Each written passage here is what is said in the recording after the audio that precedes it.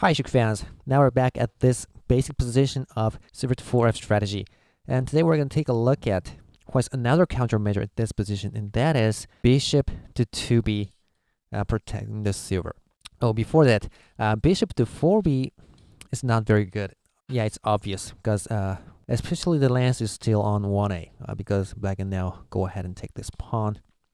White has a counterattack of silver to 4c, but black can just accept the rook trade and win material. So this is good for black.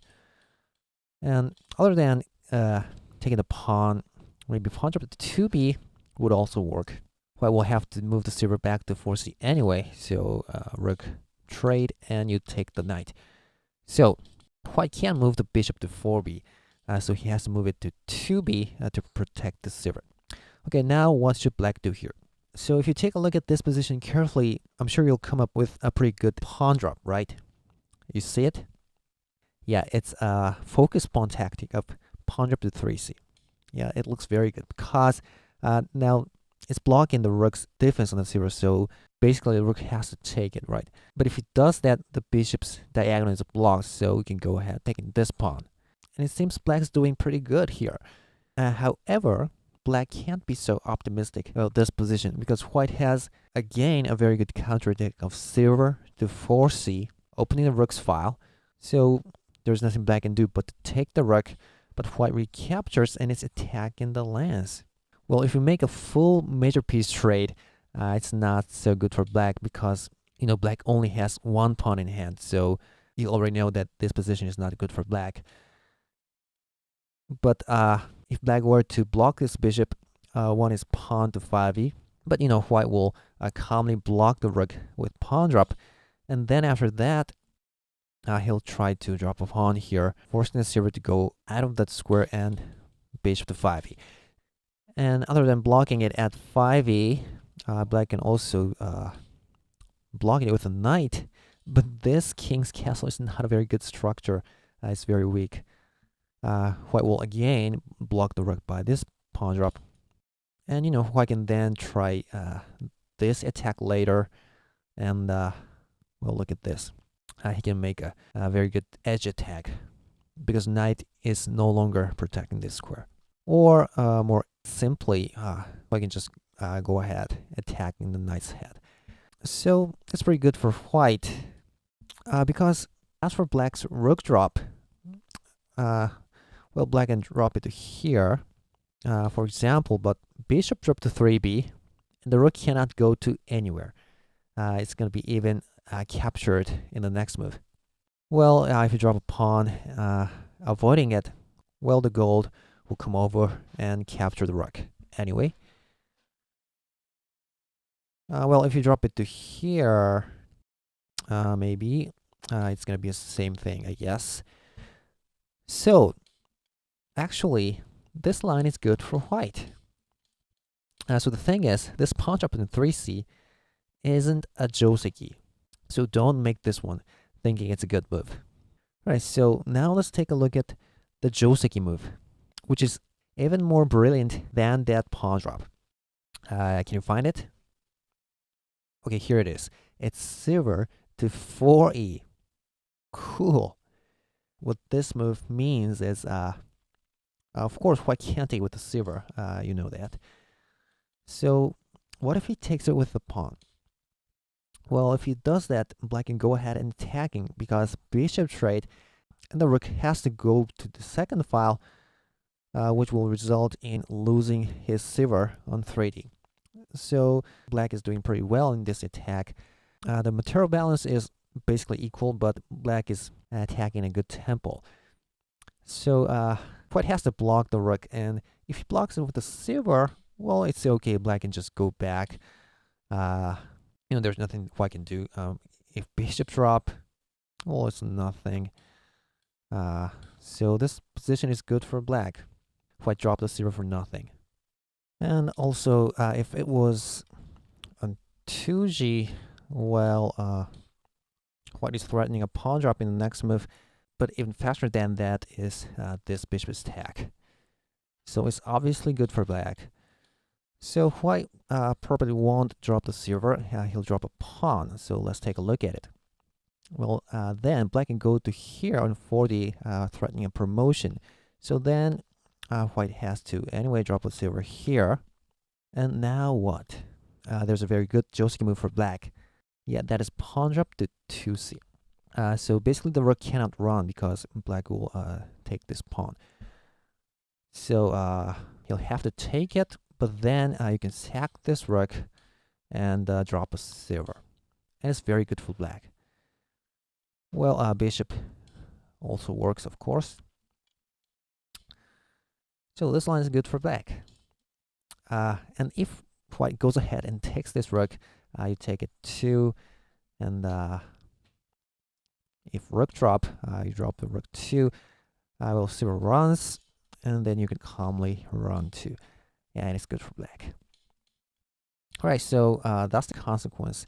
After here, after white took the silver with the pawn here. So what else? Okay, here's the main line. That is, yes, once again, silver to 4c, open the rook's file. Then moving the silver back on 3f is okay, but that's too weak. You want to go ahead. White will be able to block it, or maybe he'll come over and make you drop a pawn and go back. So yeah, black wants to go ahead, and how you do that is, of course, you accept the rook trade, which is white's offer, but then your silver can go ahead. Okay, white will of course drop a pawn, but here's a very good attack. Don't move the silver back. That is pawn drop to 3c, of course. Okay, if he takes with the silver, you can drop a pawn here, and if bishop runs, you win material. And well, actually, this is a very good focus pawn. If he takes with knight, yeah, another pawn drop in 2c. And if he takes with the silver, you can win material. If he runs, you win material, of course. So the only thing I can do is actually, he can't take this pawn. He has to move the silver. Moving back is out of question, pawn drop. So he'll go to 2c. So what is a good move here? This is a very important position. We're almost there, but black has to know the jouseki move here to make it a good position for him. Normally, you might want to drop the rook now because the silver's gone. So rook to 4a, attacking the knight and threatening this square at the same time.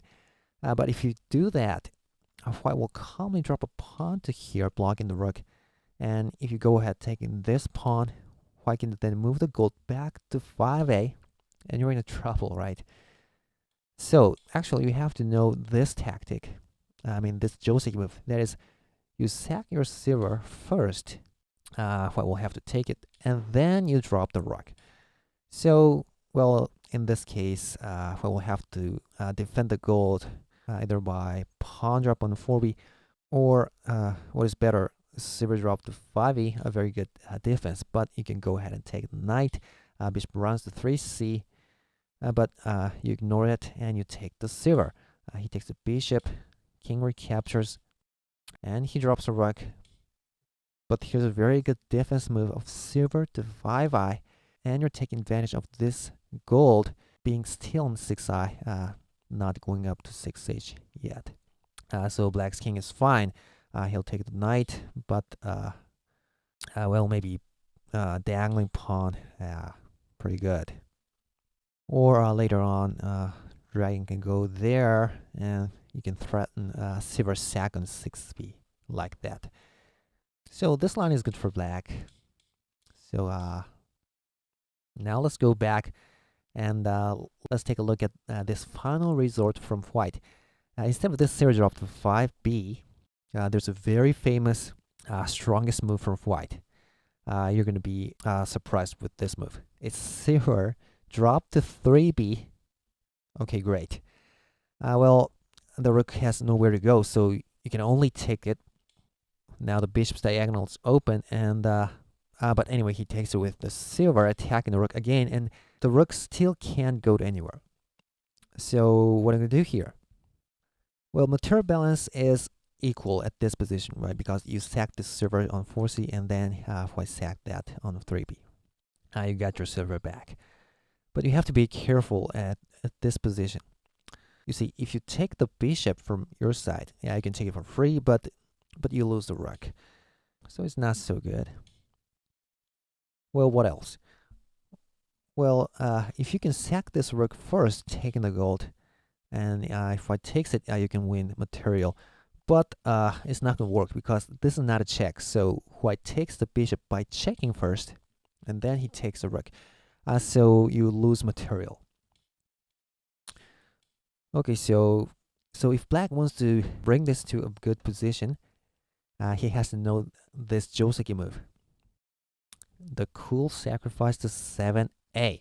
You sack the silver again. So the silver will go to white's piece stand again, and whichever piece he takes it with, either with the gold or with the king, more likely is the king, but then you can take the gold with a check, right? So after you sack it, you take the bishop for free, and you'll notice that the material balance is still equal, but look at how the king's structures are. White's camp isn't a catastrophe. Let's say he has to protect the silver. Well, let's take the lance for example. And if the knight blocks it, well then lance, sack, and bishop fork. Yeah, just an example, but it's good for black anyway. Alright, so that's all for this video. Hope you enjoyed it, and I'll see you next time. Goodbye.